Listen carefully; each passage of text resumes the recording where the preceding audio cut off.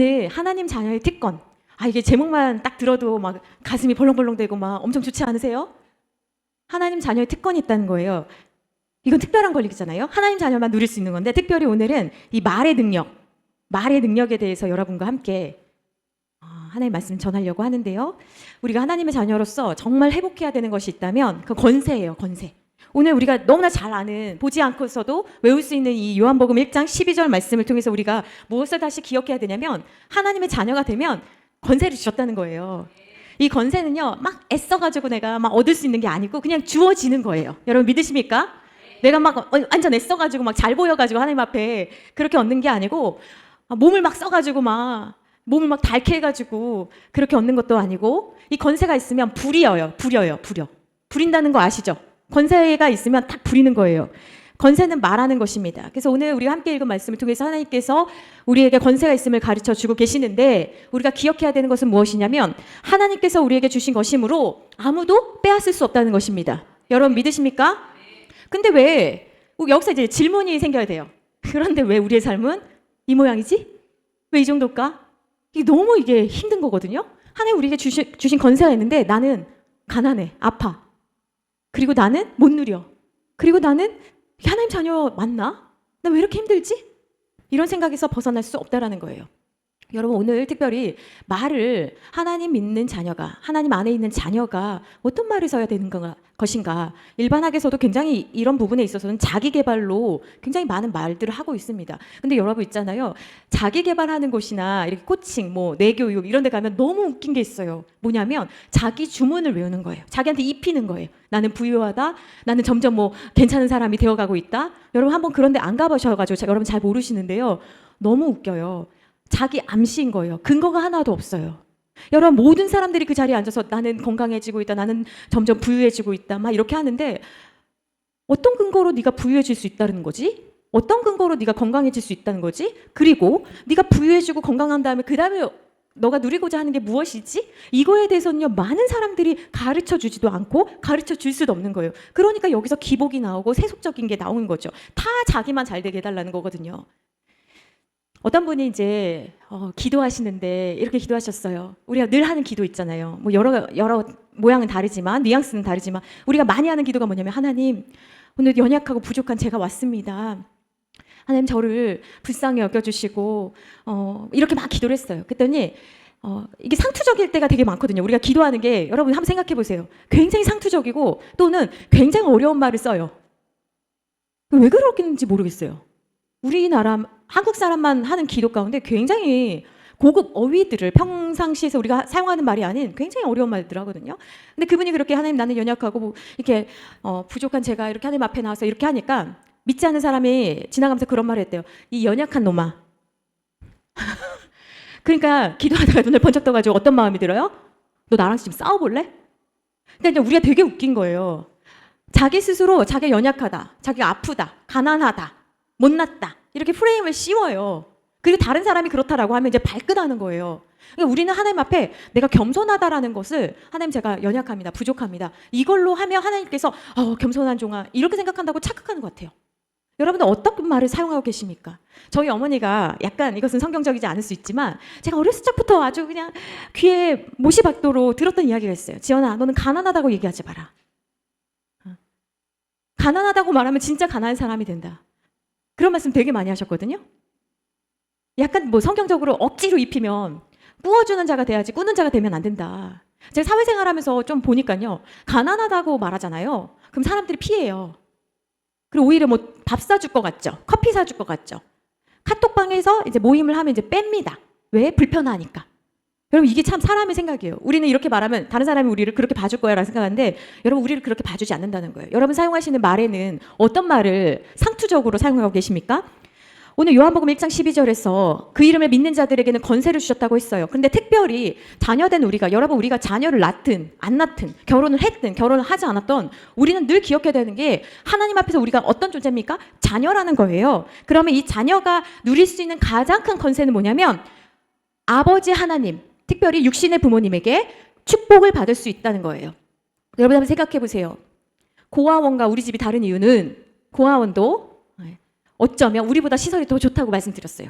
더 체계적이고 잘 재워주고 먹여주고 멋진 옷도 사주고 최신 기종의 핸드폰도 줄 수 있다고 했어요. 그리고 어떻게 생각해 보면 진로를 이렇게 결정할 때도 우리보다도 진로 전문가가 하면 더 우리 아이를 잘 인도할 수 있어요. 그러면 부모로서 다른 사람이 줄 수 없는 것을 줄 수 있는 부모로서의 특별한 역할이 뭐냐라고 했을 때 여러분 그게 바로 뭐냐면 축복이라는 거예요. 여러분 믿으십니까? 창세기 27장에 보면 에서와 야곱의 이야기가 나오거든요. 이삭이 이제 자기가 아무리 봐도 기력이 없어요. 아무리 봐도 이제 오래 못 살 것 같아요. 그래서 자기의 노년에 내가 이제 죽을 날이 왔구나. 그런 생각을 하고 무엇을 하기 시작했냐면 자녀를 축복하기 시작합니다. 내가 자녀를 축복해야겠다. 내가 정신이 좀 좋을 때, 내가 좀 건강할 때, 잘 먹을 수 있을 때 자녀를 축복해야겠다. 그래서 이삭의 노년에 발견한 사명은 무엇이냐? 바로 자녀를 축복하는 일이었다라는 것입니다. 자녀를 축복하는 일을 했어요. 근데 이것이 오늘날 우리에게 주는 아주 강력한 메시지입니다. 여러분은 자녀를 축복하십니까? 여러분이 함께 만난 사람들을 축복하고 계십니까? 여러분 축복하셔야 됩니다. 여러분 직장을 가실 때 아니면 동호회를 가시든 여러분이 가는 모임 곳곳에마다 사람들을 속으로 축복하셔야 되는 거예요.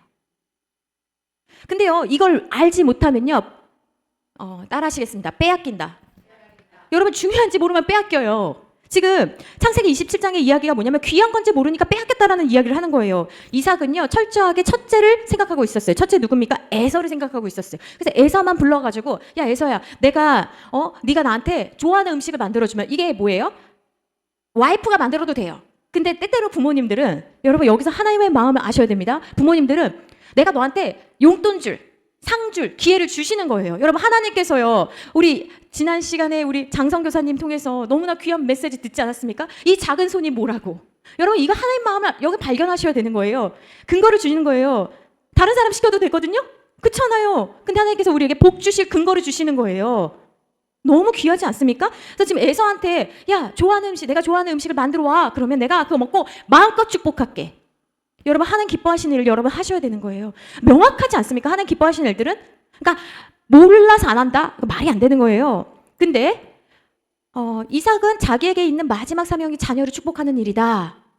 근데 알다시피 여러분 어떤 일이 일어났습니까? 에서가 받아야 할 마땅한 복을 누가 가로챘습니까? 이놈의 야곱이 가로챈 거예요. 근데 그때까지도요 사실 에서는 잘 몰랐어요. 여러분 이렇게 많이 누리다 보면요 정말 귀한 건지 뭐가 중요한 건지 우선순위를 까먹어요. 아무 생각 없이 아무 문제 없이 교회 나오잖아요. 교회 나오는 게 얼마나 큰 복인지를 몰라요. 그러다가 병원에 딱 입원하면 교회 가고 싶다, 예배 드리고 싶다, 말씀 듣고 싶다. 그렇게 내가 건강할 때 왜 기도하지 못했지? 왜 내가 눈이 괜찮았을 때 성경 읽지 못했지? 이런 생각을 하는 거예요. 이게 인간의 약점입니다. 근데 야곱이 가르쳤어요. 그래서 형제난이 이 사건을 계기로 일어나지 않습니까? 에서가 이렇게 오늘 본문 말씀에 이렇게 이야기하고 있습니다. 창세기 27장 34절 말씀입니다. 같이 한번 읽습니다. 시작. 에서가 그의 아버지의 말을 듣고 소리내어 울며 아버지에게 이르되 내 아버지여 내게 축복하소서, 내게도 그리하소서. 여러분 이 말씀이 뭐냐면 참 이삭이 지혜가 없어요. 그러니까 대부분 있잖아요. 형제들이 싸우고 자매들이 싸우고 자녀들 사이가 좋지 않은 건요 부모가 하는 말 때문이에요. 야 내가 다 줬거든? 야곱을 다 줘버렸어. 너한테 줄 게 없어. 그러니까 이 부모는요 부모의 짐을 감당해야 되거든요. 근데 이제 그 얘기를 들으니까 에서가 누구를 원망하기 시작합니까? 이 야곱. 그러니까 목이 터져라 지금 울고 있는 거예요. 그러면서 내 아버지야. 이게 그냥 여러분 우리가 평서문으로 읽으니까 잘 이렇게 감이 안 오는데 어떻게 읽겠습니까? 어떤 상황이겠어요? 내 아버지야 내게 축복을 주셔서 나한테는 없냐는 거예요. 여러분 이게 유산이라고 생각을 해보세요. 유산. 나한테도 주소서 하면서 막 울고 또 울고 분해가지고 울고 목이 터져라 울고 되돌릴 킬 수만 있다면 하면서 지금 막 우는 거예요. 그때 비로소 에서의 머리에 이렇게 불이 탁 켜지는 거예요. 내가 뺏겼다. 나한테 정말 중요한 게 이런 거였어. 그러면서 예전에 있던 사건이 생각난 거죠. 무슨 사건이에요? 팥죽을 줄 때도 그 녀석은 그냥 주지 않았던 놈이야. 이 나쁜 놈. 항상 내 자리를 노렸어. 그래서 에서가 아버지만 돌아가시기만 해봐.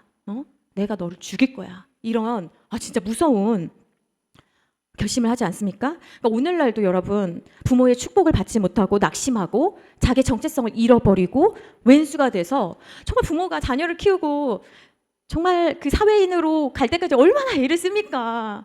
근데 자녀들은 자기가 그냥 다 잘해서 됐다라고 생각을 하잖아요. 그리고 부모가 해준 것을 당연하게 여길 뿐만 아니라 거기까지도 그래, 그렇다. 나도 그랬으니, 나도 부모로부터 받은 거 그냥 받았으니 괜찮은데, 오늘날 문제는 뭔지 아십니까? 부모를 미워한다는 거예요. 그리고 부모와 함께하는 걸 불편해한다는 거예요. 싫어한다라는 거예요. 그러니 부모에게 받아야 할 마땅한 축복을 받지 못해서 어떤 일이 일어납니까? 평생 그것을 채우려고 다른 곳을 두리번거리면서 부모가 아닌 다른 사람에게 나를 좀 인정해 주세요. 내가 한 일을 좀 알아차려 주세요. 칭찬해 주세요. 사랑해 주세요. 이런 것들을 많은 사람들이 하지 않습니까? 그래서 오늘날 가정의 문제는, 오늘날 마음의 질병이 늘어났다는 것은 사실은 가정에서 비롯된 것이고, 그 마음에서 일어나는 일들은 대부분 무엇입니까? 인정받고 싶어요. 사랑받고 싶어요. 내가 한 거 왜 칭찬해 주지 않으세요? 이런 거라는 거예요. 그래서 육신의 부모든, 여러분 부모든 아니면 교회에서 리더라고 한다면 우리가 생각하셔야 돼요. 아, 오늘날 많은 문제들은 부모가 자녀한테 왜 축복을 해야 되는지도 모르고, 그리고 어떻게 해야 되는지도 몰라서 일어나는 문제다. 그래서 이 말씀 보면서 저도 생각했어요. 내가 자녀를 축복하고 있나? 여러분, 우리에게는 축복권이 있습니다. 여러분 믿으십니까? 여러분, 우리가 복을 빌어줄 수가 있어요. 그런데요, 여러분, 이런 말씀이 오면 또 불편합니다. 나는 우리 육신의 부모가 나를 축복해주지 않았어요. 나는 좀 불편해요. 라는 분들이 있어요. 육신의 부모가 여러분 아무리 우리에게 잘했어도요. 어떤 부모님은 육신의 것은 다 했지만 영적인 걸 채워주지 못하는 부모님도 있어요. 또 어떤 부모님은 영적인 건 다 채웠지만 육신의 것을 채워주지 못하는 부모님도 있어요. 그렇다고 할지라도 늘 육신의 부모님은 우리에게 최선을 주었지만 불충분할지라도 우리가 기억해야 되는 건 무엇입니까? 오늘 말씀처럼 우리는 하나님의 자녀라는 거예요. 하나님의 큰 사랑 받았는데 뭐가 그렇게 불편하고 뭐가 그렇게 불충분하겠습니까? 그러므로 육신의 부모로부터 받지 못한 그 잃어버린 축복을 채우고도 남을 정도로 우리가 누구에게 받았습니까? 하나님께 우리가 복을 받은 존재구나. 이게 얼마나 중요한지를 알려면 하나님이 사람을 창조하시고 제일 먼저 한 일이 무엇인지를 여러분들이 보셔야 돼요. 하나님께서 사람을 창조하시고 제일 먼저 무엇을 하셨습니까? 창세기 1장 27절과 28절 보면 하나님께서 그들에게 무엇을 주셨다고요? 네, 무엇을 주셨다고요? 복을 주셨다는 거예요. 여러분, 하나님은 우리에게 복 주시는 분이십니다. 여기에 사람이 복을 주는 것처럼 보이지만 그 사람은 무엇이에요? 하나님의 그 권세를 위임받아서 전달하는 거예요. 그래서 십계명에서도 부모를 높이는 이유는 무엇이에요? 부모가 무슨 힘이 있어요? 내가 뭐 말한 대로 됩니까? 근데 예수 안에 있으면 누가 그것을 보증해 준다는 거예요? 하나님께서. 그래서 하나님의 자녀인 우리가 하나님으로부터 우리가 복을 받는 것이다. 기억하셔야 되는 것은 무엇이냐면, 그래서 복을 주는 기본적인 원리는 뭐냐면 아버지가 자녀에게 주는 것이다. 여기서 또 아버지라고 하면 남편, 오늘 가서 남편 아니에요. 여러분, 부모인 우리를 아버지라고 성경에서 나오는 것은요 항상 대표성 원리예요. 우리는 남편과 우리는 무촌이지 않습니까? 남편이 못한다, 아내가 못한다, 그럼 내가 하면 되는 거예요. 그런데 특별히 이 복을 줄 때 그 통로로 쓰임받는 그 도구가 있는데 그게 바로 뭐냐면 말이라는 것입니다. 여러분, 말. 복을 줄 때 그 통로로 쓰임받는 게 하나님께서 사용하시는 방법을 성경을 보니까 말이라는 거예요. 그래서 오늘 우리가 말을 통해서 어떻게 다른 사람을 살리고 또 옳은 대로 올 수 있게 이끌 수 있는지를 우리가 배우려고 하는 것입니다. 여러분, 하나님은 말로 세상을 창조하셨습니다. 하나님의 말씀은 강력한 거예요. 하나님은요 움직이지 않으셨어요. 하나님 수고하지 않으셨어요. 하나님은 다만 말씀하셨을 뿐이에요. 그래서 이 말이라는 것은요 하나님께서 세상을 만드실 때, 일하실 때 일하는 방식이고 능력의 원천이 하나님의 말씀인 거예요. 그래서 성경을 읽어라, 암송해라, 기억해라, 가슴에다 담아두라 하는 게 뭐예요? 그것이 일하는 하나님께서 역사하시는 방식이기 때문에 그래요. 하나님은 말씀하신 그대로 다 되었거든요. 저희가 더 깊이 다루지는 않지만 창세기 1장 2장 여러분들이 읽기만 해도 알 수 있는 말씀이 있는데, 그래서 잠깐 중요한 포인트들이 있어요. 굉장히 긴 말씀이에요. 1장 7절, 9절, 15절, 24절, 30절 다 하나님께서 말씀하신 거거든요. 여기서 포인트, 공통적으로 나온 말씀이요. 성경에 보면 공통적으로 나온 말씀은 강조예요. 강조. 이 말씀들 중에 공통된 말씀이 있는데 그건 뭐냐면 그대로 되니라. 땅에 동물들이 생겨나고 식물들이 생기고 하늘이 생기고 새들이 날아다니고 별과 달들이 생기는 거 어떻게 가능합니까? 하나님이 말씀하시니. 그래서 여러분들이 꼭 기억하셔야 되는 게 뭐냐면 말이 중요하구나. 말이 정말 중요하네. 근데 그러면 이 중요하다는 건 알겠어요. 그러면 나는 이거를 어떻게 사용해야 되지? 근데 어떻게 사용하기 전에 왜 사용해야 되는지를 좀 더 알아야 됩니다. 여러분, 하나님께서 말로 세상을 창조하셨다는 것은 무슨 말이냐면 말에는 권세가 있다는 거예요. 이 권세가 뭡니까? 능력. 여러분, 능력이에요. 하나님의 말씀에는 권세가 있습니다. 그렇기 때문에 그대로 된 거예요. 말에는 힘이 있어요. 그게 건세인 거예요. 건세, 능력, 힘. 여러분 한번 생각해 보세요. 교통경찰관이 혼자 서 있더라도 딱 정복 입고요. 삐삐삐 하면요. 요즘 뭐 그런 일도 별로 없어요. 그죠? 뭐 드론이 하고 뭐 다 CCTV로 다 하니까요. 그래도 여러분 교통경찰관이요. 이렇게 하다가 삐삐삐 세우잖아요. 그러면 아무리 큰 차든 아무리 작은 차든 기종의 외국 차든 기종에 상관없이 교통경찰관이 쓰라고 하면 씁니까? 안 섭니까? 섭니다. 대형 트럭이든 버스든 덤프 트럭이든 봉고차든 기종에 상관없이, 그리고 이 사람이 운전자가 많이 배웠든 못 배웠든 다리가 아프든 다리가 안 아프든 상관없이 쓰라고 하면 씁니다. 왜 그래요? 교통경찰관에게는 그 권세가 힘이 있기 때문인 거예요. 해외에 가면 나라의 힘이 강할수록 눈에 띄는 것이 있는데 어떤 것이냐면 그 나라에 들어갈 때 입국 심사를 하거든요. 입국 심사가 굉장히 까다로워요. 그냥 오래 기다리는 것 정도가 아니라 이 입국 심사하는 사람들이요 굉장히 까다롭게 막 합니다. 딱 얼굴 막 이렇게 굳게 하고 그 박스 같은 곳에 딱 들어가가지고 위에서 이렇게 내려보잖아요. 그럼 우리가 생각해 봐야 돼요. 아니 저 입국 심사하는 저 사람 나보다 어린 것 같은데, 아니면 아니 저 사람 나이가 공부는 했는지 결혼해봤는지 했는지 내 자녀랑 나이가 비슷한지, 여러분 이런 게 중요합니까? 전혀 중요하지 않아요. 우리가 그 나라에 들어가려면 그 입국 심사를 받을 때 이 사람이 카메라를 보라고 하든 아니면 뭐 여기 서라고 하든 질문을 하면 우리는 어떻게 해야 돼요? 그 사람이 하는 질문에 성실하게 답변을 해야 되는 거예요. 왜 그래요?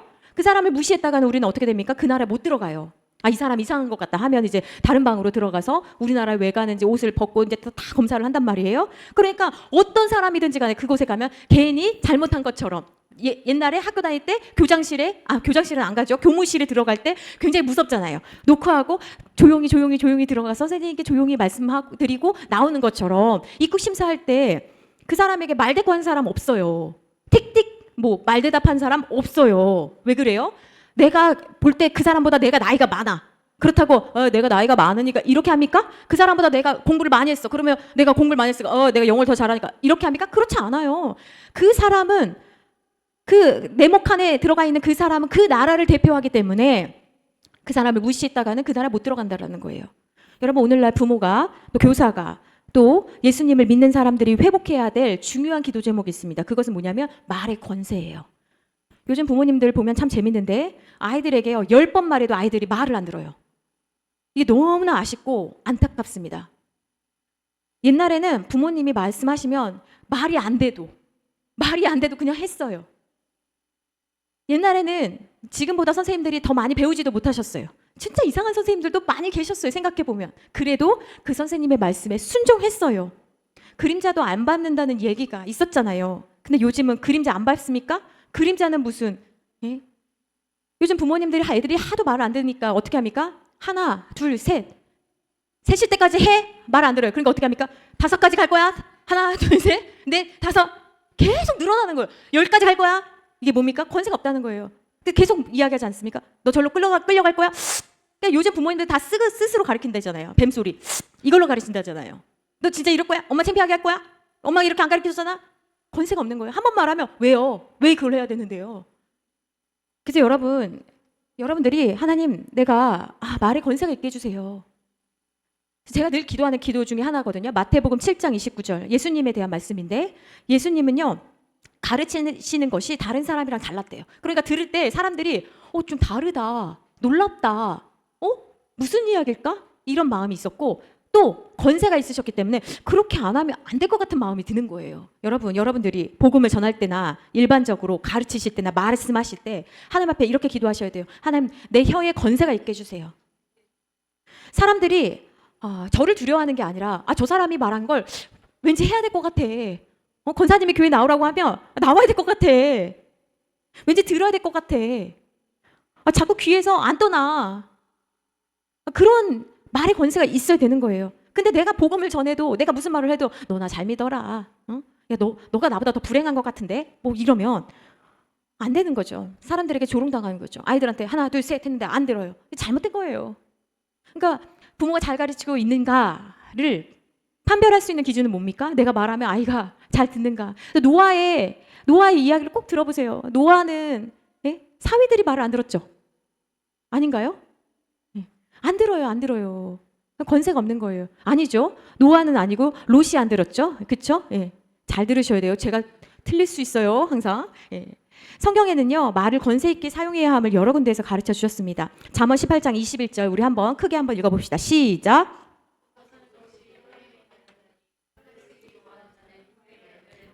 네, 잠언 6장 2절 말씀 시작. 내 입의 말로 내가 얽혔으며 내 입의 말로 인하여 잡히게 되었느니.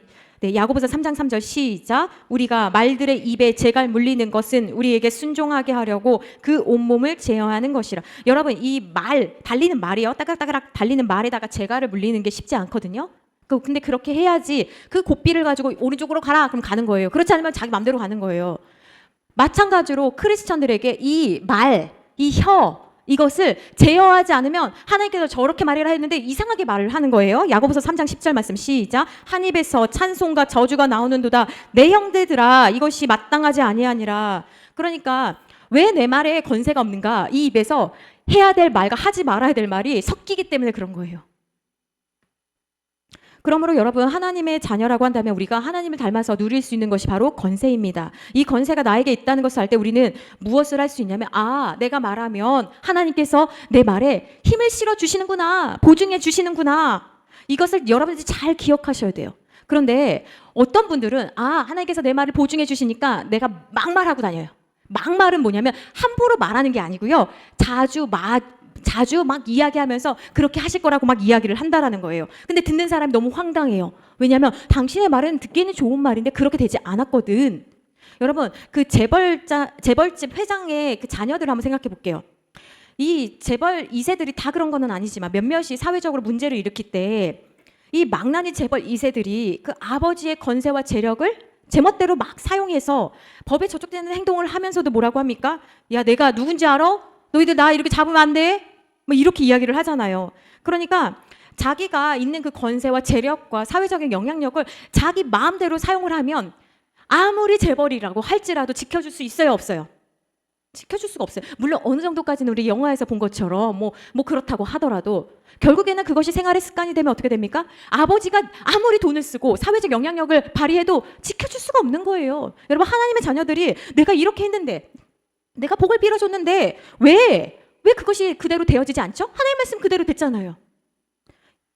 오늘날 하나님의 자녀로서 내가 감당해야 될 책임과 역할이 있어요. 그 입술에 값이 있어요. 내가 말한 대로 내가 살아야지 하나님께서 그걸 보장해 주십니다, 여러분. 내가 그냥 말씀대로 그렇게 될 거야. 그게 아니라는 거예요. 그래서 이 입술에는 능력이 있는데 이 능력을 사용하려면 순종의 그 값이 있어요. 무게가 있어요. 그렇게 말씀대로 살지도 않으면서 그냥 우리 아빠 재벌이 있었는데 마음대로 사용하는 사람처럼 살면 안 된다는 거예요. 그러니까 오늘날 문제는 뭐냐면 내가 하나님의 자녀라는 거는 엄청 많이 들었어요. 근데 그에 합당하게 살지 않아요. 그러니까 능력이 없는 거예요. 여러분, 생각해 보셔야 돼요. 이상하게 생각하셔야 되는 거예요.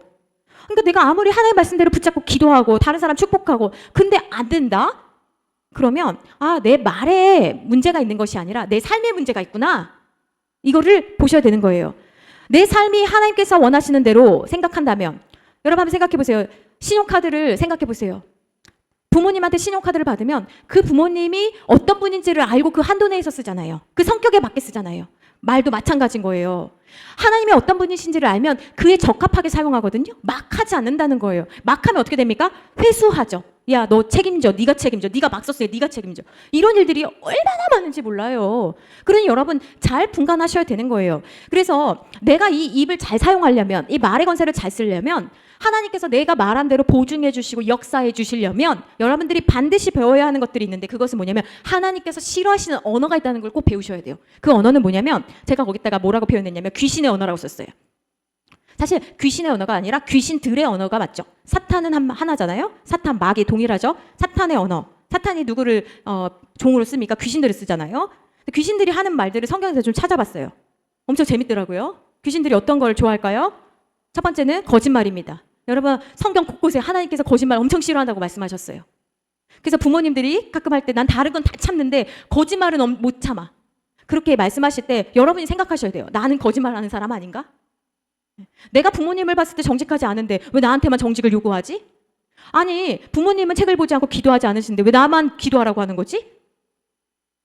자녀들이 반문하거든요. 하나님 거짓말을 정말 싫어합니다. 근데 하나님 왜 거짓말을 싫어하십니까? 거짓말이라는 것 자체가 뭐예요? 자기에게 이롭게 하려고 남의 것을 속여서 빼앗는 행위거든요.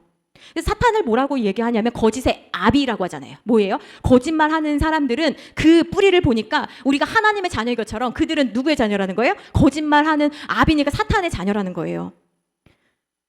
그래서 여러분들이 거짓은 하나님의 속성이 아니잖아요. 근데요, 여러분 우리는 죄로 인해서 거짓말을 일부러 할 때도 있지만, 그렇죠? 우리가 일부러 할 때도 있어요. 그리고 거짓말하면 안 됐는데 이럴 때가 있고 연약해서 또 거짓말 할 수도 있어요. 그런데 그래서 우리가 의지적으로 거짓말 안 해야지, 거짓말 안 해야지 엄청 애써야 되는 거예요. 내가 일부러 안 해야지. 하나님 싫어하시니까 안 해야지. 내가 좀 손해가 보더라도 안 해야지. 그래서 이게요, 범사에 우리한테 적용이 돼야 돼요. 그래서 제가 말씀드렸잖아요. 진짜 이쁘지 않으면 이쁘지 않다고 한다고요. 제가 옛날에는 이렇게 환대를 많이 해야 되니까 예뻐요, 멋있어요, 똑똑해요 그랬거든요. 근데 이게 자꾸 속이는 것 같은 거예요. 근데 속으로는 그렇게 생각하지 않거든요. 이쁘다 생각하지 않아요. 근데 제가 이게 안 되겠다, 내가 이게 두 마음을 품으면 안 되겠다, 그래서 진짜 이쁠 때 이쁘다고 하고 진짜 잘했다고 잘했을 때 라고 이야기를 해요. 그래야지 내 마음을 속이지 않는 거잖아요. 훈련을 하셔야 되는 거예요. 말로 우리가 세상에서 살아갈 때 뭐라고 합니까? 립서비스라고 하잖아요. 크리스천들에게 립서비스는 하지 말아야 되는 거죠. 왜냐면 속이는 거니까. 요한복음 8장 44절 한번 볼까요? 요한복음 8장 44절 여러분 한번 찾아보세요. 요한복음 8장 44절.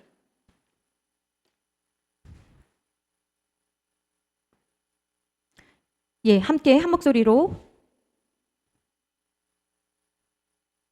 요한복음 8장 44절 시작. 너희는 너희 아비 마귀에게서 났으니 너희 아비의 욕심대로 너희도 행하고자 하느니라. 그는 처음부터 살인한 자요 진리가 그 속에 없으므로 진리에 서지 못하고 거짓을 말할 때마다 제 것으로 말하나니 이는 그가 거짓말쟁이요 거짓의 아비가 되었음이라. 그러니까 욕심이 있으면 거짓말 한다는 거예요. 여러분 거짓말 누가 합니까? 자기한테 이롭게 하려고, 욕심을 채우려고 거짓말 한다라는 거예요. 근데 욕심을 잉태한 지 죄가 나온다고 그랬어요. 그리고 거짓을 말할 때마다 여러분 사기꾼들 생각해 보세요. 사기꾼들이 늘 울어요. 그죠? 늘 제 것으로 말해요. 그죠? 예. 정말 이번이 처음이었다고, 너에게는 진심이었다고 이야기하지 않습니까? 제 것으로 말한다는 거예요. 또 다른 본문 한번 볼까요? 시편 5편 6절 말씀. 거짓말하는 자들을 멸망시키리이다. 여호와께서는 이런 자를 싫어하신대요. 여러분 거짓말하면 하나님께서 싫어하신대요. 이거는 완전 강력한 표현인 거예요. 하나님 싫어하신대요. 예레미야 7장 8절 보라 너희가 무익한 거짓말을 의존한대요. 그러니까 우리가 거짓말을 하면 그게 나를 지켜줄 것 같아서 의존하잖아요. 그래서 우리도 해봐서 알지만 거짓말이 거짓말을 낳습니다. 그쵸? 그러니까 내가 거짓말했을 때는 빨리 그걸 잘라야 되는 거예요. 내가 속였다, 내가 잘못했다 인정해야 되는 거예요. 그렇지 않으면 거짓말이 거짓말을 낳고 그걸 의존하게 되는 겁니다. 그런데 더 심각한 말씀이 나와요. 요한계시록 21장 27절 말씀 함께 화면 보고 읽겠습니다. 시작. 무엇이든지 속된 것이나 가증한 일 또는 거짓말하는 자는 결코 그리로 들어가지 못하되 오직 어린 양의 생명책에 기록된 자들만 들어가리라. 그러니까 이게 거짓말, 우리가 특히 장사하거나 뭘 하면 이게 되게 어려운 거예요. 이익을 남기는 것과 거짓말하는 것은 좀 차이가 있는 것 같아요. 그럼에도 불구하고 굉장히 어려운 일인 것 같아요. 거짓말하는 사람은요 생명책에 기록될 수가 없는 겁니다. 왜 그렇습니까? 우리가 아까 말씀드린 것처럼 그 뿌리가 어디예요? 사탄에게 속해 있기 때문에 그런 거예요. 그러므로 여러분 거짓말하지 마셔야 됩니다. 애쓰셔야 돼요. 내 입술이 정직하려고. 그렇다고 여러분 정직하라고 그랬다고 가서 되게 못생겼네요 이러면 상처 주는 거예요. 이건 정직한 게 아니에요. 수준이 이하인 거죠. 그러니까 정직하라고 그랬다고 사실을 그대로 기술하라는 건 또 아니에요. 이걸 잘 아셔야 돼요. 살리는 말을 해야 되거든요. 내가 못 살리겠어, 못하겠어, 칭찬 못하겠어, 그럼 가만히 계시면 돼요. 불완전한 사람이 계속 말을 하다 보면 실수를 하는 거예요. 두 번째, 귀신의 언어. 두 번째는 뭐냐면 억울한 거예요. 억울함. 늘 억울해. 여러분 주변에 그런 사람 있습니까? 그 사람은 맨날 억울해. 다른 사람은 다 자기한테 서운하게 해. 여러분 창세기 4장으로 넘어가면 가인이 하나님 앞에 예배 드렸거든요. 제사 드렸거든요. 근데 하나님이 거절하셨어요. 너무 우리가 이 본문을 많이 다뤄서. 그러면 여러분 있잖아요. 어떤 성도가 돼야 되냐면 하나님으로부터 우리가 바른 동기와 그 과정이 바르지 못하면 거절당할 수 있구나. 그러면 여러분 어떻게 하셔야 됩니까? 나 자신을 살펴야 되는 거예요. 하나님 내가 불충분했습니다. 내가 잘못했습니다. 이러면 다시 한번 기회를 또 하나님 주셔요. 그렇죠? 근데 대부분 사람은 어떻게 합니까? 내 건 안 받고 왜 쟤는 응답해? 좋겠다. 권사님은, 집사님은 하나님께서 그냥 기도만 하면 그냥 자녀들 착착착 해주시고, 우리 이거 되게 많이 듣지 않습니까? 그럼 어떻게 됩니까? 그 권사님을 시기해서 죽이는 거예요. 여러분. 근데요, 하나님은 기가 막히신 게요. 이 모든 상황을 다 아심에도 불구하고 가인한테 제일 먼저 찾아가세요. 그리고 가인한테 물어보시잖아요. 가인에게 뭐라고 물어보시냐면, 동생을 이제 죽인 가인한테 다시 찾아가셔서 다 알고 있음에도 불구하고 하나님께서 한 번 더 기회 주시는 거예요. 그러니까 다 알고 있는데 진짜 무섭지 않습니까? 이럴 때 배우자가 다 알고 있어. 예? 오늘 다른 데서 논 거 다 알고 있는데 어디 갔다 왔어? 그러면 누구 만나가지고 했잖아. 뭐 이러면 진짜 무섭잖아요. 여러분 그 자녀일 때, 여러분이 자녀일 때 밖에서 신나게 놀고 막 어디 뭐 MT 갔다 오고 신나게 친구랑 놀고 왔는데 그 중에 친구가 집에 전화를 했네. 옛날 핸드폰 없을 때. 그럼 이제 걸린 거잖아요. 다 알고 있어. 근데 부모님이 딱 와서 원래 주무시던 분들이 소파에 앉아가지고 어디 갔다 왔어? 그래요. 그러면 이때 딱 생각을 해야 되거든요. 원래 내가 했던 거짓말로 밀고 갈 것이냐, 아니면 잘못했습니다 하고 납작 엎드려야 될 것이냐. 이게 되게 어렵거든요. 그죠? 지금 딱 이 장면이 그건 거예요. 가인이 동생을 돌로 쳐서 죽였어요. 야, 이게 사람이요. 참 무서워요. 심장이 벌렁벌렁하고 하나님 못 봐야 되는데 아담은 그래도 못 뵀잖아요. 하나님을 못 뵀잖아요. 선악과 먹고 숨었잖아요. 두려워서 숨었습니다 했잖아요. 근데 가인에 와서는 그 두려움, 뻔뻔함이 있는 거예요. 뻔뻔함. 그래서 하나님께서 가인한테 한 번 더 기회를 주시거든요. 가인아, 네 동생 어딨냐? 라고 이야기를 해요. 우리가 많이 참고 자녀들한테 이야기하잖아요. 너 비 온다고 우산 가져갔는데 우산 어딨냐? 자전거 어딨냐? 예? 배우자가 이렇게 얘기하잖아요. 여보, 지난번 맡긴 돈, 그 돈 어딨어? 진짜 무섭지 않아요? 그 돈 어딨어? 응? 그렇게 얘기하잖아요. 창세기 4장 9절 말씀에. 그런데 가인이 뭐라고 하냐면 내 아우 아벨이 어디 있느냐 하나님께서 이렇게 질문하셨을 때 가인이 이렇게 이야기를 합니다. 나 몰라요. 내가 내 동생 지키는 사람이에요? 그걸 왜 나한테 물어봐요? 네? 참 이게 가인이 한 말들을 통해서 여러분 기억하셔야 되는 거예요. 굉장히 이게 중요한 말이거든요. 교회 안 나오시는 분들 있어요. 그러면 이제 물어봐요. 권사님 왜 안 나오세요? 집사님 왜 안 나오세요? 그러면 그걸 왜 저한테 물어보세요? 이게 똑같은 거예요. 제가 뭐 그분이랑 친한 줄 알아요? 이렇게 이제 얘기를 하는 거예요. 어떤 여자 집사님이 이제 좋은 회사도 다니고 친구들이 너무 잘 사는 사람들이 많은 거예요. 친구들이 너무 잘 사니까 그러다 보니까 어떻게 됩니까? 친구들이 잘 사면 씀씀이가 커집니다. 그냥 김밥 천국 가서 먹을 거를 다른 데 가서 막 이제 먹는 거예요. 그렇잖아요? 그러다 보니 뭐 나도 이 정도는 뭐 누릴 수 있지 않나? 뭐 이런 생각을 한 거예요. 그러다가 어떻게 되냐면 친구들 씀씀이에 자기가 맞추다 보니까 뭐가 생기냐면 자기의 월급이나 남편에게 받은 돈보다 더 많이 쓰게 되죠. 그러면 우리가 어떻게 됩니까? 그 전에 멈췄어야 됐는데 대부분 사람들은 멈추지 못해요. 그리고 그 사람들과 계속 좋은 데 다니면서 사진 찍고 막 이렇게 다니고 자녀 어떻게 키우는지 보고 그게 좋아? 그럼 전집 막 사잖아요. 엄청 비싼 거 막 사고 명품 사고 맛있는 거 찾아다니고 나 힘들었는데 스트레스 받았으니까 나 이렇게 할 자격이 있어. 돈 버니까 그럴 만한 자격이 있어. 이렇게 생각을 한단 말이에요. 근데 그 집사님 뭐라고 했냐면 자기는 정말 내가 뭐가 잘못되었는지를 몰랐대요. 남편이 너 왜 이렇게 돈을 이렇게 쓰는 거야? 너 왜 그 친구들 만나가지고 이렇게 하는 거야? 라고 이야기를 해도 오히려 어떤 마음이 있었냐면 억울한 마음이 있었다는 거예요. 내가 너 만나가지고 내 친구들 남편들은 더 잘 사는데 너 만나가지고 내가 이 정도밖에 못 쓰는 내가 너무나 한스럽다! 억울하다! 이러는 거예요. 그러니까 어떤 문제가 딱 터지면 나를 보는 게 아니라 내가 더 써야 되는데 내가 한 달에 1,000만 원을 써야 되는데 내가 너 만나가지고 300밖에 못 쓰는 내가 억울하다! 이건 거거든요. 여러분 너무 웃기잖아요. 그죠? 근데 우리가 이렇게 하나님 앞에 또는 사람에게 이런 소리를 할 때가 너무나 많아요. 지금 가인이 한 거 보세요. 억울하다는 거예요. 억울하다는 거예요. 그래서 오히려 하나님 앞에 말대꾸합니다. 여러분 근데 하나님 앞에 말대꾸한 사람은 사람에게 말대꾸 할까요? 안 할까요? 하죠. 말습관은요. 사람에게 왜 말을 잘해야 되냐? 하나님에게 그 말습관이 똑같이 가요. 그래서 사람에게 잘해야 되는 거예요. 가인이 하나님한테도 그러는데 가인이 아버지한테는 어떻게 했을까요? 너무 무섭지 않아요? 가인이 누구 말은 들었을까요? 그러니까 말대꾸는요 진짜 고치기 힘든 병이에요. 여러분 말대다 반문하는 거 왜요? 어떤 사람은 네 알겠어요 이게 잘 나오시는 분이 계시는 반면 어떤 분들은 왜 그렇게 해야 되는데요? 막 이래요. 그래서 어떤 집사님을 이걸 고치느라고 진짜 오래 걸렸어요. 집사님 왜 그렇게 해야 되는데요? 이거 질문하지 마시고 그냥 하세요. 근데 그렇게 얘기를 했더니 근데 왜 또 그렇게 해야 되는 건데요? 저한테 계속 그냥 하세요. 순종 훈련한다 생각하시고 그냥 하세요. 근데 너무 감사하게도 그분이 3년 이상을 이게 얼마나 괴로웠는지 모르겠다는 거예요. 왜 그렇게 해야 되는지를 학교에서 뭐라고 가르쳐요? 왜를 자꾸 질문하라고 하니까 하나님 말씀 볼 때도 왜 그렇게 해야 되는데? 목사님 왜 그렇게 하는데? 계속 왜? 그러니까 신앙이 안 자라는 거예요. 어떤 분이 이런 이야기를 하시더라고요. 자기는 교회 일을 할 때 이해가 돼야만 한다는 거예요. 그래서 그거를 막 자랑스럽게 말씀하셨어요. 그런데 여러분 신앙생활이 이해가 되는 일도 있지만 하나님을 믿는다는 게 이해가 안 되는 일도 있어요, 없어요? 있잖아요. 어찌 보면 이해 안 되는 일이 되게 많아요. 하나님 앞에 이해가 안 되니까 막 기도했대요. 하나님, 이해가 안 돼요. 왜 이런 일이 저한테 일어나는 거죠? 막 이제 하나님 앞에 막 그런 거죠.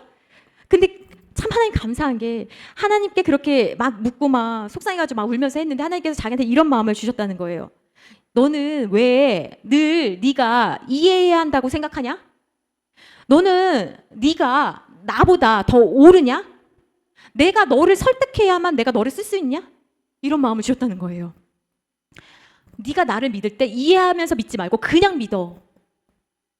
근데요, 이게요, 그동안 그렇게 설교를 듣고 사람들이 그렇게 하지 마요. 그냥 하는 거예요. 이렇게 얘기를 해도 몰라가지고 그렇지. 무식해서 그렇지. 멍청해서 그렇지. 나는 그렇게 안 해. 라고 생각했는데 그날 하나님께서 자기에게 그런 메시지를 주셨을 때 내가 잘못했구나. 교회 봉사 또는 어떤 일을 할 때 이성적이고 합리적이고 논리적이고 빠른 방법으로 해야 된다라고 생각했던 것들이 아니구나. 그래서 내가 늘 이해하고 이성적으로 판단하고 이게 옳으냐 틀리냐를 생각했다가 나도 모르게 나 자신을 제한하고 판단하고 내가 할 수 있는 일과 하지 못하는 일을 내가 판단하면서 신앙이 자라지 못했구나. 이걸 깨달았다라는 거예요. 여러분, 신앙이라는 것은 내가 하고 싶은 일을 하는 것이 아니라 내가 하기 싫은 것을 하는 것이 더 하나님의 뜻에 가까울 때가 되게 많아요. 이게 굉장히 잘 배우는 성도들의 자세거든요. 근데 내가 하고 싶은 것만 하잖아요? 그러면요, 정말 순종해야 될 때 순종 못 합니다. 신앙생활을 한다는 건 뭐냐면 순종 훈련하는 거예요. 여러분도 하나님께서 어떻게 해주시면 하나님의 뜻에 내가 순종할 것인가? 그것이 여러분 어떻게 하면 내가 하나님의 뜻에 순종할까를 여러분 깨달으실 때 어떻게 생각하시면 되냐면 내가 감히 가끔 이 일은 하나님 좀 기뻐하실 것 같아. 그러면 내 이성이 먼저 말려요. 야야, 괜히 이거 한다고 하지 마. 또 너 힘들어져. 이거 너만 맨날 하니? 교회 권사가 너만이야? 교회 집사가 너만이야? 제가 사역하면서도 진짜 많이 들었어요. 너는 왜 그렇게 사역을 하니? 너 왜 자꾸 죽을 것처럼 해? 그렇게 하지 마. 미움받아. 대충 어느 정도 발맞춰서만 해. 여러분 그 말들을 선배들이 해주시면 진리로 들려요. 진짜 앞서지 말아야지.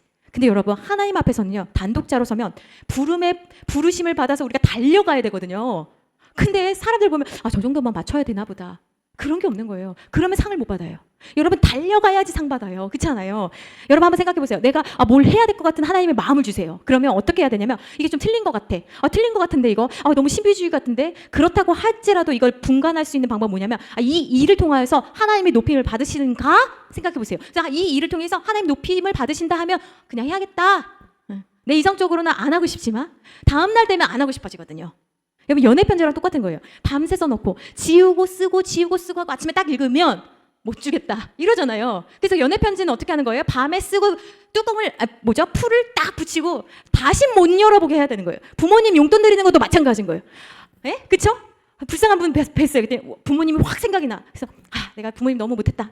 용돈을 딱 드렸어요. 다음 날 밥을 먹다 보면 이번 달 카드값도 그렇고 다시 그 돈을 꺼내잖아요. 그래서 다음에 형편 내면 드려야지. 그래서 우리가 하기 싫은 것들 있잖아요. 그런 거 어떻게 해야 돼요? 도장을 그냥 빡!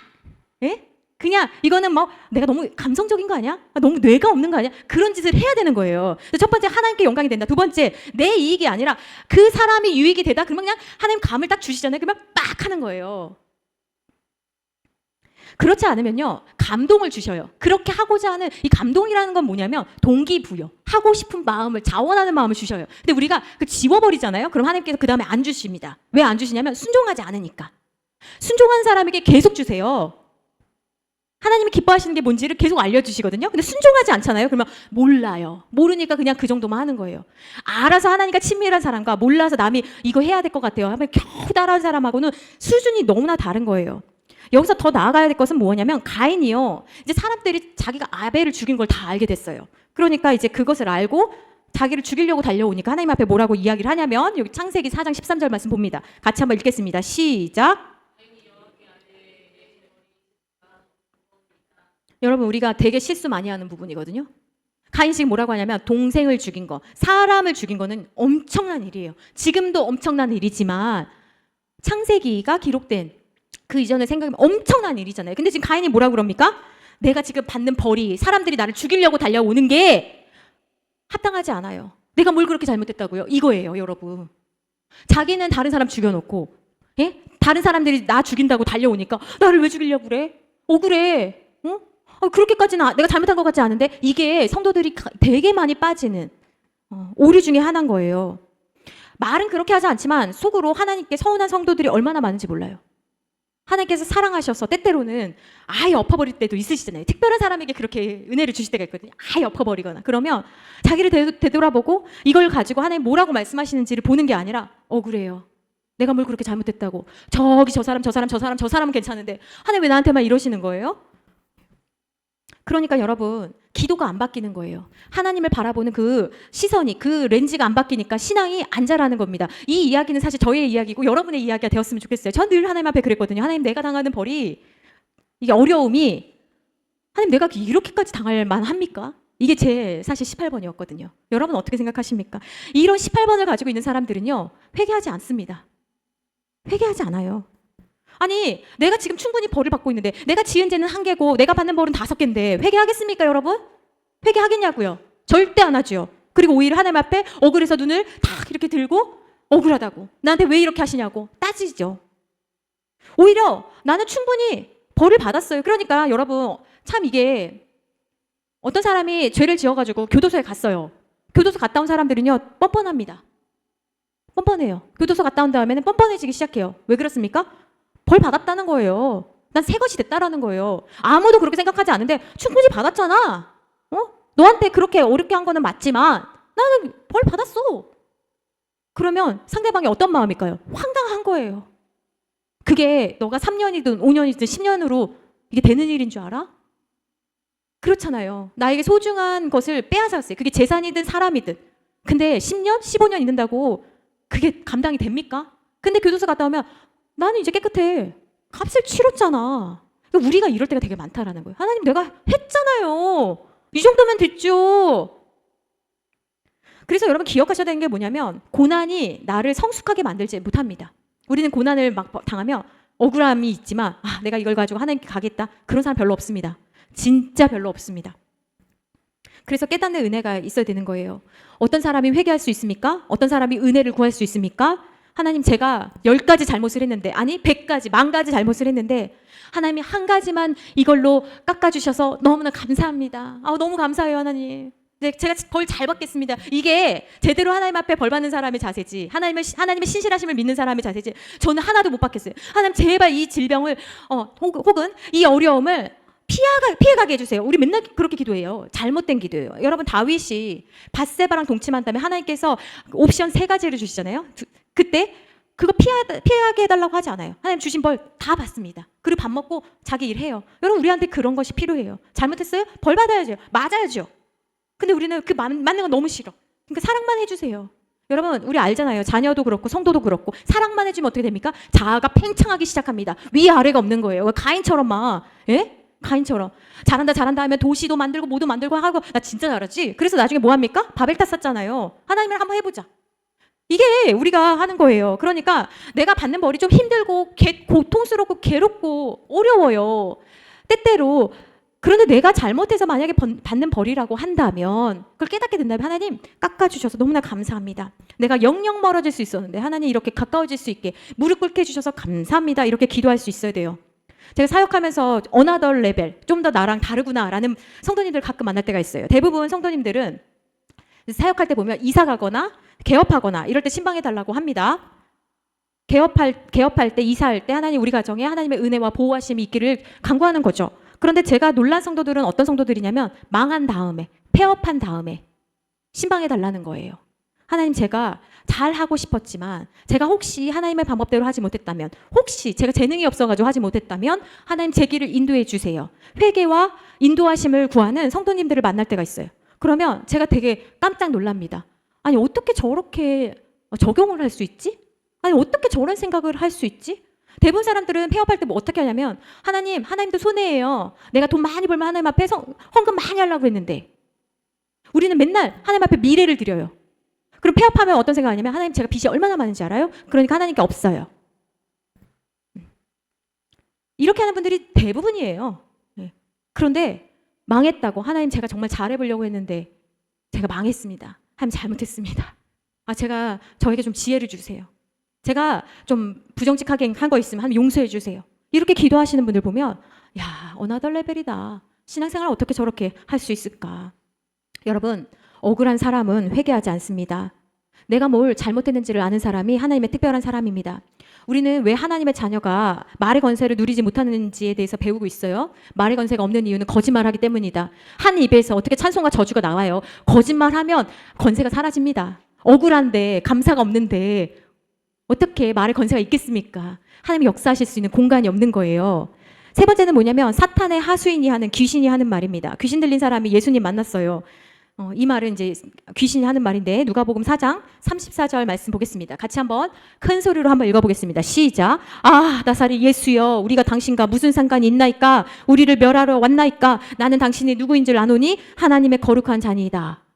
여러분 좀 실감나게 한번 읽어본다고 생각하신다면 여러분 한번 생각해 보세요. 우리가 귀신을 만나도 놀라겠지만 귀신도 예수님 만나면 놀라겠어요? 안 놀라겠어요? 엄청 놀란 거예요. 왜 여기 왔냐라는 거죠. 그러면서 무슨 말을 하냐면 밑줄 긋겠습니다. 내가 당신과 무슨 상관이 있나이까? 이게 귀신이 굉장히 좋아하는 말이에요. 우리가 읽지는 않았지만 누가복음 4장 앞뒤 말씀 33절과 35절 보면 성경은 귀신을 뭐라고 표현하냐면 더럽다고 했어요. 더럽다. 귀신이 더럽다. 우리가 제일 잘하는 말 중에 이 34절. 예수님 왜 이렇게 저한테 못 살게 괴롭히세요? 간섭하세요. 우리가 제일 자주 하는 말들이거든요. 그러니까 우리는요, 교회 일도 그렇고 우리가 살아갈 때도요, 내가 이 정도는 하나님께 합니다. 그러나 이 정도는 절대 안 돼요 라고 생각하는 것들이 되게 많습니다. 가끔 저는 이제 욕먹을 걸 각오하고 성도님들한테 이렇게 말씀을 드릴 때가 있어요. 저 되게 불편하거든요. 저도 좋은 말 하면 사랑받잖아요. 그죠? 근데 가르쳐야 되는 거예요. 안 그러면 하나님께서 저는 목자로 부르셨는데 제가 목자 역할을 감당하지 않으면 제가 나중에 하나님 만났을 때 너는 사람들 좋아하는 말만 하고 왔구나 라고 그러시지 않으시겠어요? 목자는 좋은 푸른 초장으로 이쪽으로 오세요 안내하고 인도하고 악한 것이 오면 싸우고 지키고 이래야 되잖아요. 그래서 이제 막 불편한 이야기를 합니다. 신앙생활 제대로 하셔야 돼요. 그런 일 하시면 안 돼요. 그런 거 파시면 안 돼요. 막 이런 이야기를 해요. 굉장히 불편한 이야기예요. 서로가 불편한 이야기예요. 호프집 개업하면 못 가요. 이런 이야기 하는 거예요. 다른 사람은 다 오는데 왜 너는 못 오냐는 거예요. 그러면 저는 못 가겠어요. 굉장히 어려운 일인 거예요.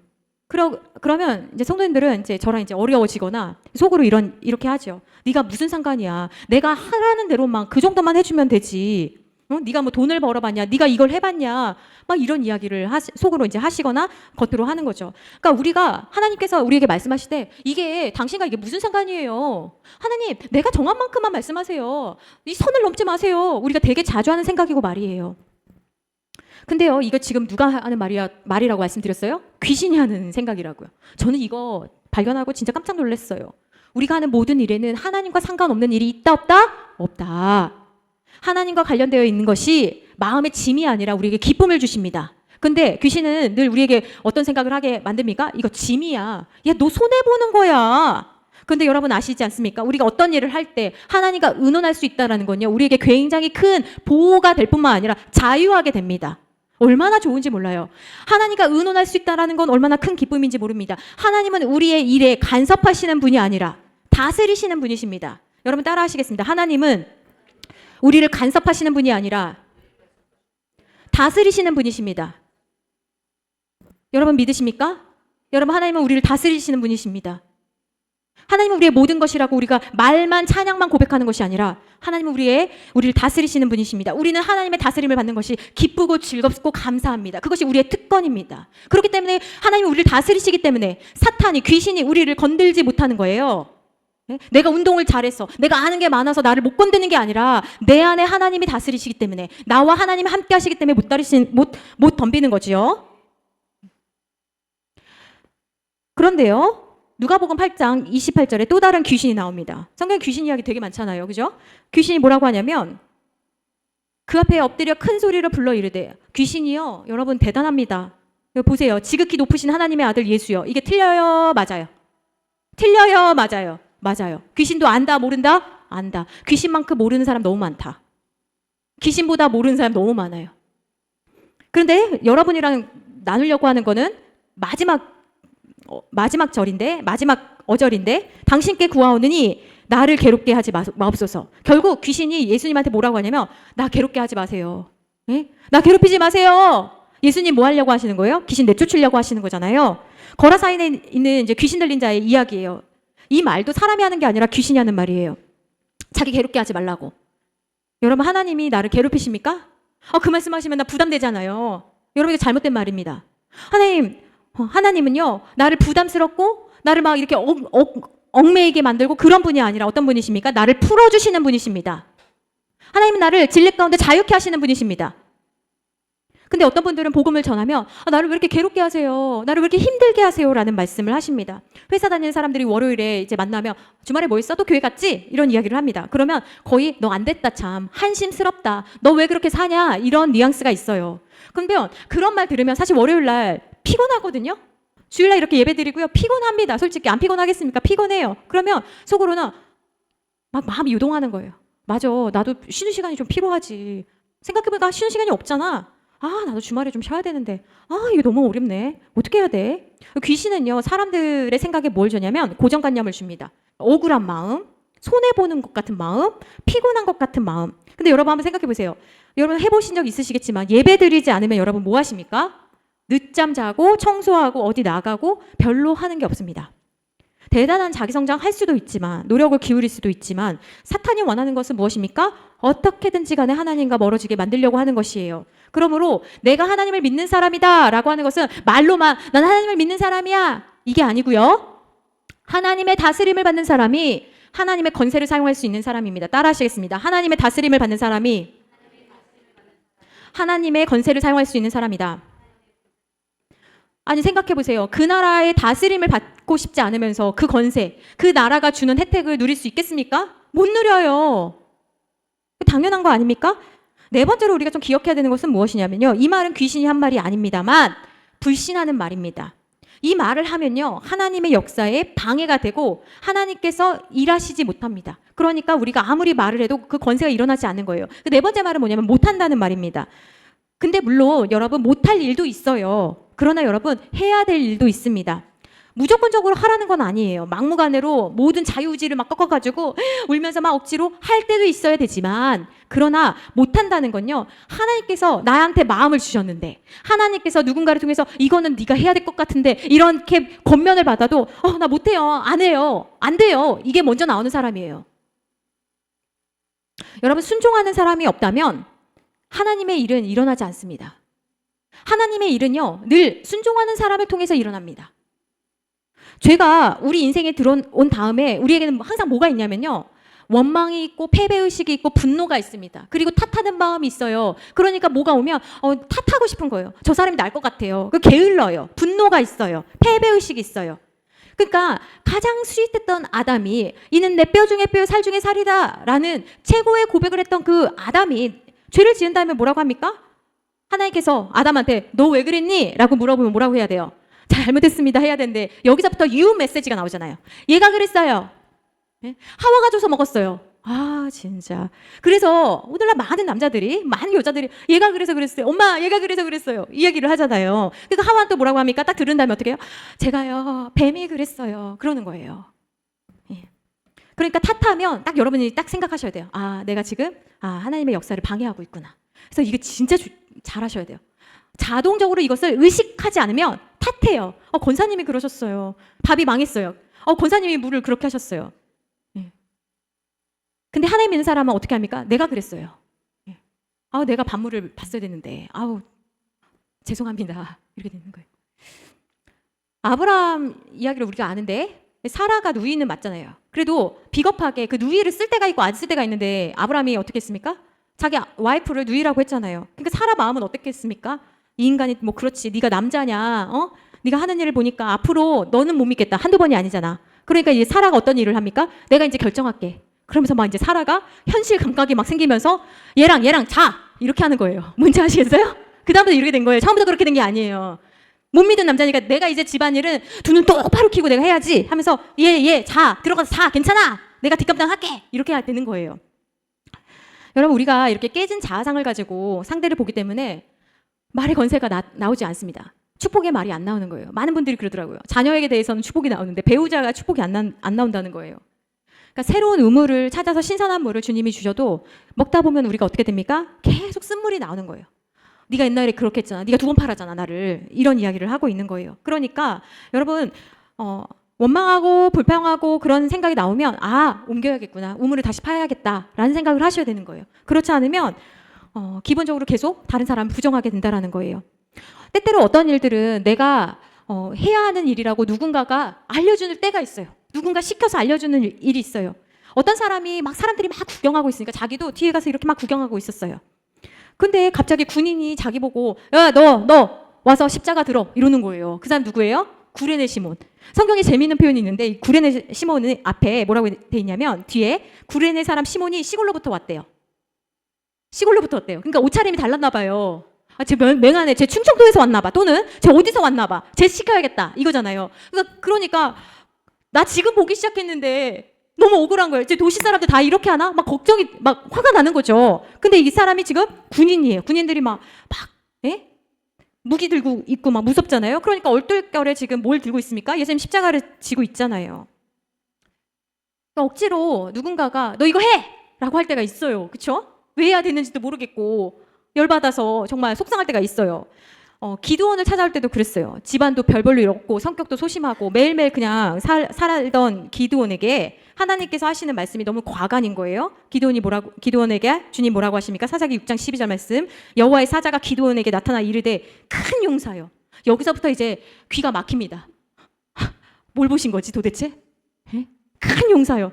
난 아닌데. 우리 집안도 그렇고 나도 되게 소심한데 의심도 많고 뭐 하라 그러면은 10kg도 아니고 한 3kg 사고도 이게 많은가 적은가 하는 소심한 사람인데 나를 보고 큰 용사여라고 하는 거예요. 그러니까 천사가 나타났다는 것만으로도 심장이 지금 터질 것 같고 막 힘든데 나를 보고 큰 용사라고 하시면서 그 다음에 뭐 하십니까? 사역을 주시는 거예요. 그러니까 여러분이 생각하실 때 늘 주님이 부르시고 만나시고 그 다음에 사명을 주셔요. 예수님의 어머니 마리아도 마찬가지였어요. 아니 처녀에게 아들을 낳을 것이라는 말이 얼마나 당혹스럽겠어요. 그래서 여러분이 꼭 기억하셔야 되는 게 뭐냐면 현실을 보면 안 된다는 거예요. 못한다고 하는 게 사실은 현실적으로 보면 맞죠. 그런데 내가 보는 것이 하나님이 보는 것과 일치하지는 않는구나. 내가 보지 못하는 것을 하나님 보고 계시는구나. 기억하셔야 되는 게 내가 자원하는 것만을 가지고 하나님이 일하시는 것이 아니라 내가 자원하지 않은 일들을 통해서 하나님이 일하시는 경우가 되게 많다라는 거예요. 지금 여러분에게 잠깐 말씀드린 인물들도 그렇고 그래서 여러분 내가 이번에 정말 잘해볼게요 이런 분도 많지는 않지만 대부분 끝까지 가서 아무도 없으면 제가 할게요. 그래서 하는 사람들이 우리라는 것입니다. 그러므로 여러분 우리가 하나님의 자녀의 특권의 언어를 사용하기 위해서는 특별히 기억해야 되는 것이 있는데 이번 시간 말고 또 다음 시간에 우리 종강 때까지 할 건데 그것은 뭐냐면 언어의 건세를 사용하기 위해서 우리가 회복해야 되는 것이 무엇이냐면 현실에 사로잡히면 아무것도 하지 못한다는 걸 꼭 기억하셔야 되는 거예요. 이 현실은 뭡니까? 사실, 배경, 나의 상황에 사로잡히면 우리는 아무것도 못합니다. 왜냐하면 현실을 보면 고정관념이 딱 생기는 거예요. 여러분 기드온을 불렀을 때 상황이 그렇고 마리아를 불렀을 때 상황이 딱 그런 거예요. 기도는 했지만 늘 힘드니까 기도는 했지만 400년 넘게 종살이 했던 집안이 여러분 자기가 정말 애굽에서 나올 것이라는 걸 알았을까요? 저는 몰랐을 거라고 생각합니다. 종의 특징은 뭐냐면 사로잡힌다는 거예요. 그래서 몸만 종이 아니라 이 종이라는 게 굉장히 어려운 게 뭐냐면 머릿속 생각이 종의 생각으로 바뀐다는 것입니다.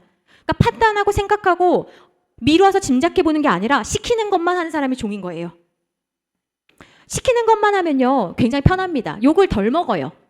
근데 하나님께서 원하시는 것은 그 모습이 아닌 것입니다. 이스라엘 백성들의 모습이 이런 거예요. 하나님께서 어마어마한 일들을 벌이셔서 그들을 애굽에서 구원해 내셨습니다. 그들은 기도했지만 진짜 이런 일이 일어날 거라는 생각은 못한 거예요.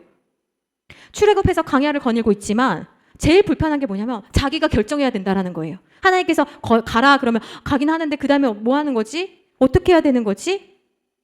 늘 주인이 이렇게 하세요. 오늘 이것까지 하세요. 라고 이야기했던 사람들이 이제 주체의식이 생기니까 이게 불편한 거예요. 내가 선택하고 결정하라고? 누가 선택해주면 좋겠다. 누가 결정해주면 좋겠다. 자유를 경험하지 못하니까 계속 스스로 나를 누군가 좀 그렇게 해주세요. 라고 이야기를 하는 거예요.